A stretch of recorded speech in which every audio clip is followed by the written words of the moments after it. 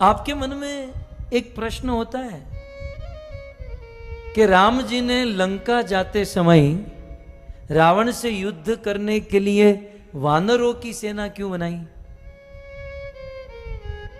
कभी सोचा आपने? आपको कुछ हो रहा है विचार? पंचतत्व प्रभु कुछ मन में आ रहा है?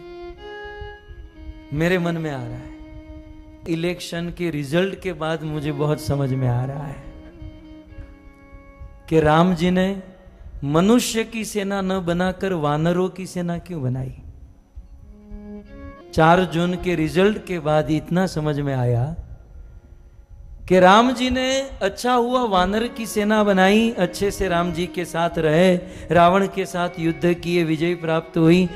यदि मनुष्य की सेना लेकर राम जी गए होते ना, तो ये मनुष्य राम जी के साथ तो चलते, लंका भी पहुंच जाते, लेकिन लंका जाकर देखते हो रावण की लंका सोने की बनी है।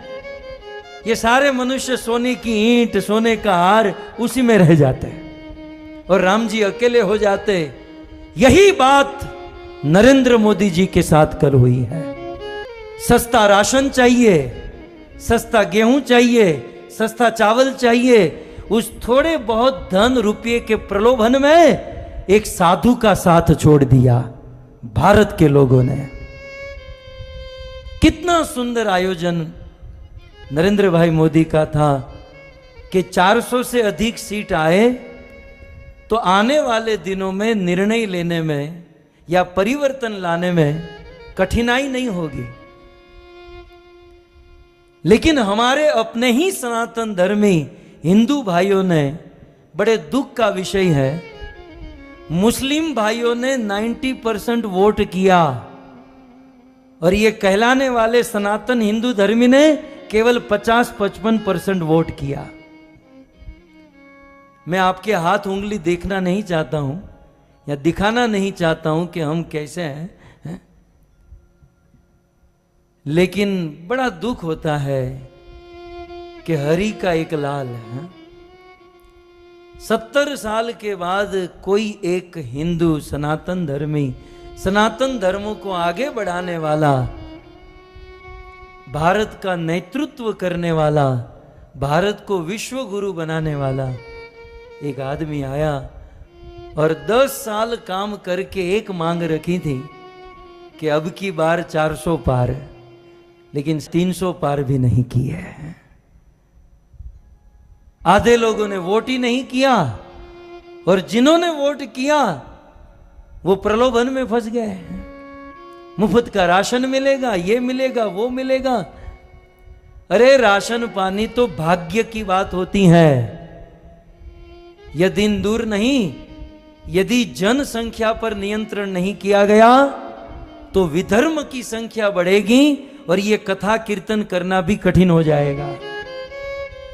रात को सोए होंगे, आपके गले काटकर लोग चले जाएंगे।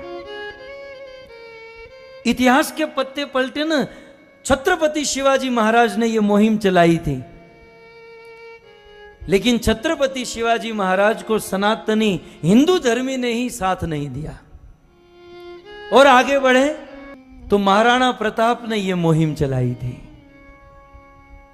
उनके अपने ही लोगों में फूट पड़ गई और उन्होंने साथ नहीं दिया और आगे बढ़े। भारत आजाद हुआ तो सरदार वल्लभ भाई पटेल ने मुहिम चलाई,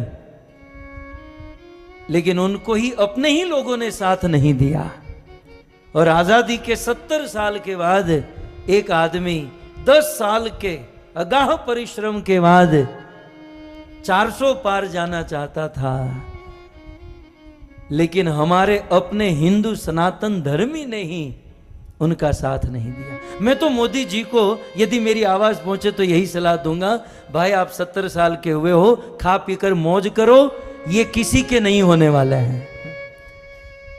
इनको गुलामी करने की आदत ही पड़ गई है। एक आदमी ने बहुत सुंदर लिखा कि ऐसा लग रहा था कि हिंदू जागा है। ऐसा लग रहा था पिछले 10 सालों में कि हिंदू जागा है, लेकिन कल समझ में आया जागा था बाथरूम करने के लिए, फिर सो गया।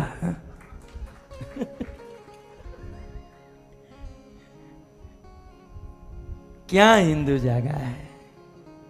यदि बहुमत होता तो भारत का दृश्य कुछ और होता। हम अपने आप को भारतीय मानते हैं ना, तो भारत का संविधान थोड़ा बहुत जानना चाहिए, भारत का गणतंत्र हमें समझना चाहिए, और हमें हमारी जिम्मेवारी समझकर काम करना चाहिए था।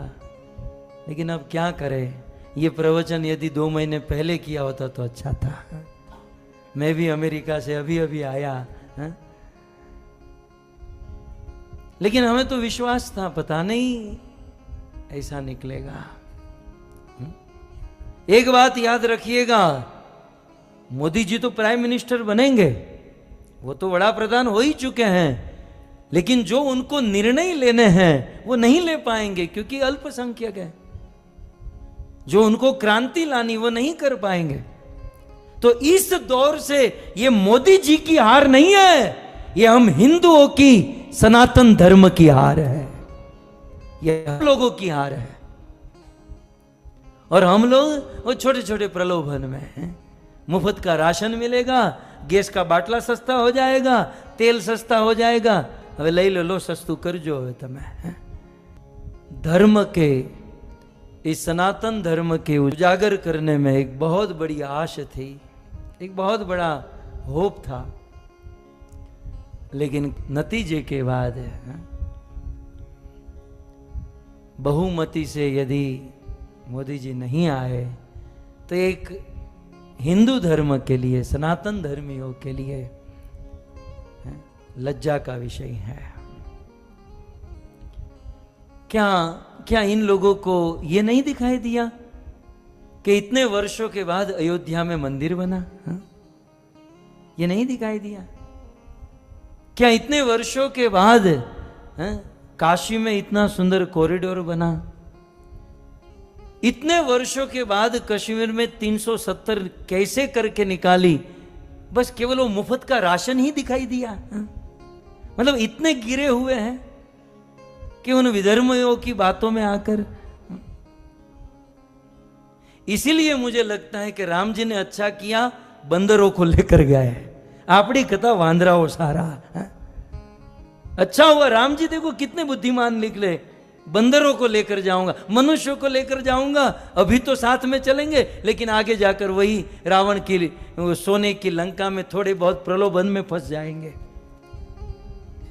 लेकिन धन्य है वो वानर है जो राम जी के साथ चले हैं। यद्यपि ये व्यासपीठ मैंने तो मेरे गुरु को और कृष्ण को समर्पित की है, लेकिन क्या करें, हम भी एक जीव हैं, कलियुगी बुद्धि है। जब ऐसी बात आती है तो थोड़ा सा खून खोल जाता है।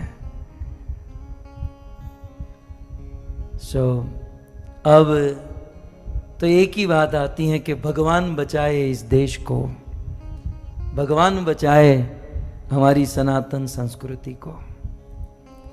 परंतु यदि 400 पार हुआ होता तो दृश्य कुछ और हो गया होता।